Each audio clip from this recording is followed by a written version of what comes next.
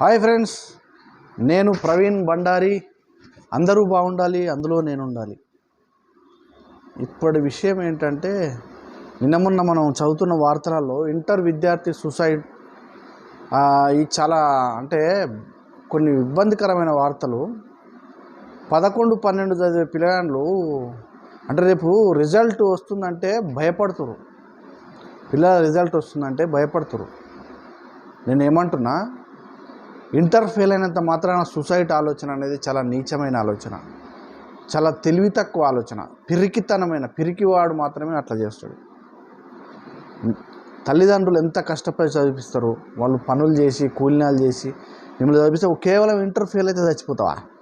చీచీచి, మళ్ళా రాయి 4 సార్లు రాయి. అయినా నీకు చదువు అవ్వలేదు అనుకో, నా ఉద్దేశం చదువుకోవద్దని కాదు, అయినా చదువు అవ్వకపోయినప్పుడు పని చేసుకుని బతుకు. 100 మార్గాలు ఉన్నాయి. మిరపకాయ బంజీల బండి పెట్టుకో, చార్మినార్ పోయి.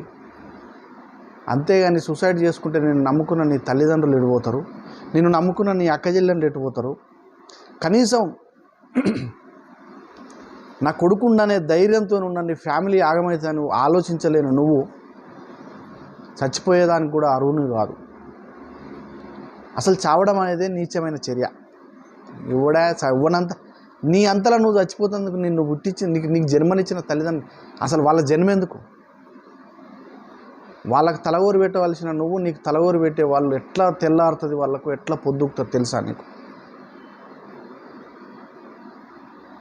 దయచేసి నేను ఏమంటున్నా, ఇంటర్ ఫెయిల్ అయిన విద్యార్థులు, ఆడాయన మొగైనా, సూసైడ్ అనేది చాలా తెలివి తక్కువ పని.